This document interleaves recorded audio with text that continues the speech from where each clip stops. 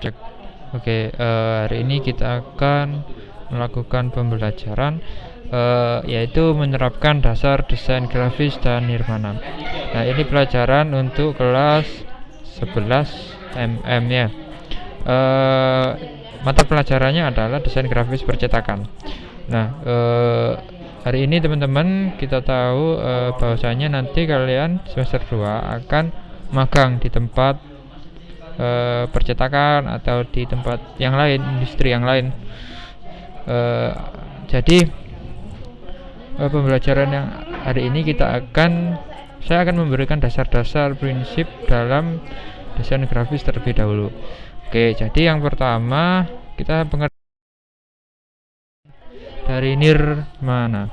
Oke, nirmana ini dalam definisinya kan ada dua berarti ya, nir dan mana. Nir dan mana ya. Nir itu berarti tidak dan mana itu berarti bentuk. Maka kalau dapat diartikan, nirnama itu adalah tidak berbentuk. Jadi secara umum nirnama itu mempunyai pengertian pengorganisasian atau penyusunan elemen-elemen visual seperti titik, garis, warna, tekstur, bidang, dan bentuk menjadi satu kesatuan komposisi yang harmonis. Jadi ketika ada garis, titik, warna, tekstur, bidang, dan bentuk itu disebut sebagai nirmana. Kalau kalian melihat titik di suatu tempat atau garis di suatu tempat, ada warna, tekstur, misalkan di dalam banner ya, desain banner itu ada yang namanya ada titiknya kan ya, ada titiknya kan ya, ada garisnya juga, ada warnanya juga kan ya, ada teksturnya juga, ada bidangnya dan berbentuk juga. Jadi itulah yang disebut nirmana. Nah,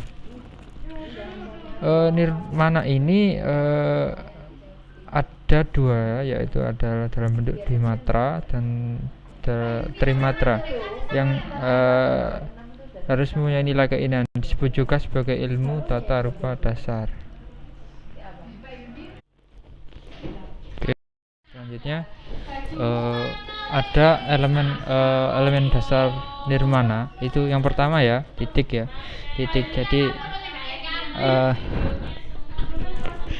Jadi titik itu kalian sudah tahu ya bahwa titik ya seperti contoh itu lubang hitam, kalau besar kan banyak terkumpul dari titik gitu.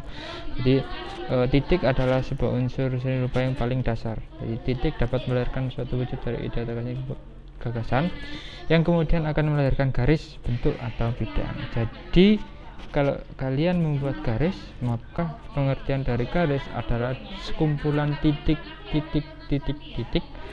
yang terstruktur, yang dibelokkan atau yang dibuat secara terorganisir seperti itu.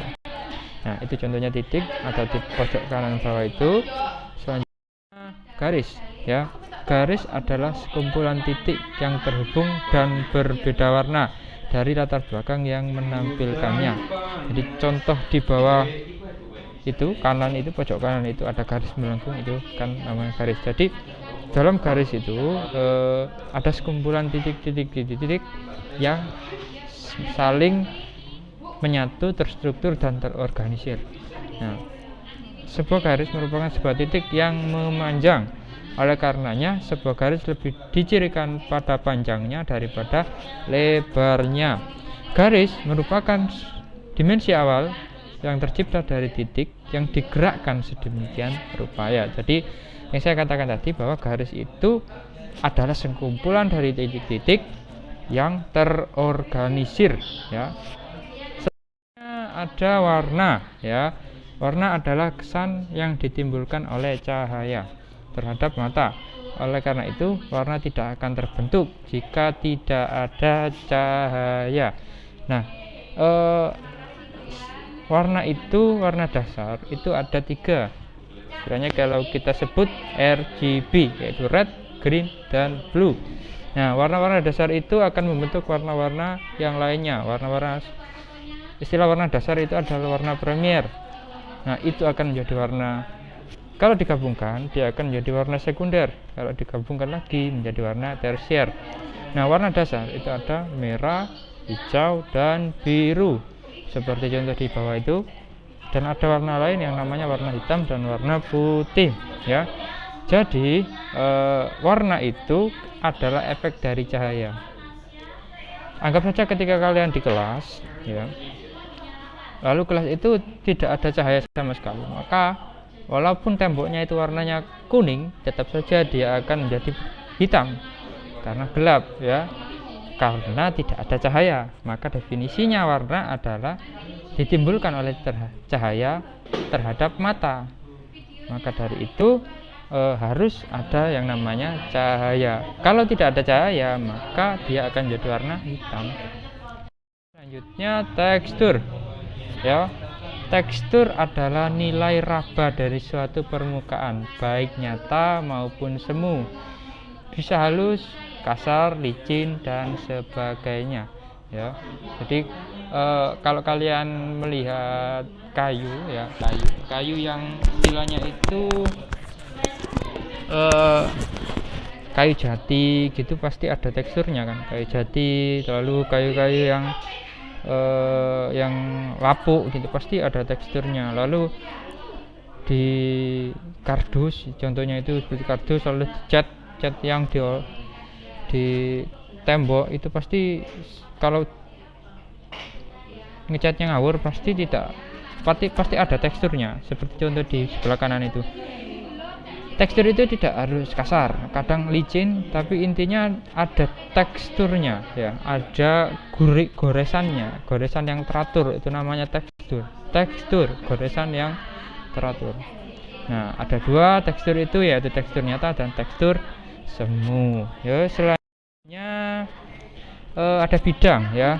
Bidang itu ketika kalian dulu belajar matematika, otomatis ada istilah yang namanya bidang, ya.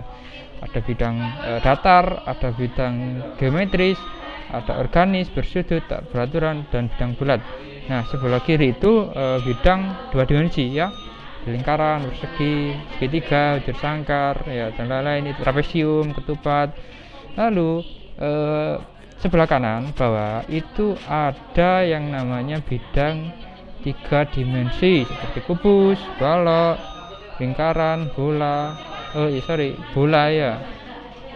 Nah, seperti itu, contoh-contoh seperti itu. Lanjut, ada bentuk, ya. Bentuk itu seperti definisinya itu, jadi kumpulan dari titik, garis, dan bidang akan jadi sebuah bentuk yang terlihat. Nah, yang paling mudah itu, ya, apapun yang kalian lihat pasti itu yang namanya bentuk. Apapun yang terlihat nyata dalam tiga dimensi, wujud tiga dimensi, itu adalah bentuk. Walaupun abstrak sifatnya, tidak jelas sifatnya, tetap itu adalah bentuk. Misalkan, ya, wajah, itu ada contoh wajah. Ada yang pipi, ada yang bulat, ada yang lonjong, ada yang pipinya tembem, ada yang pipinya lancip, ada yang matanya besar, ada yang matanya kecil, ada alisnya yang mengkerut, ada yang gandeng alisnya. Jadi istilahnya itu adalah bentuk, ya.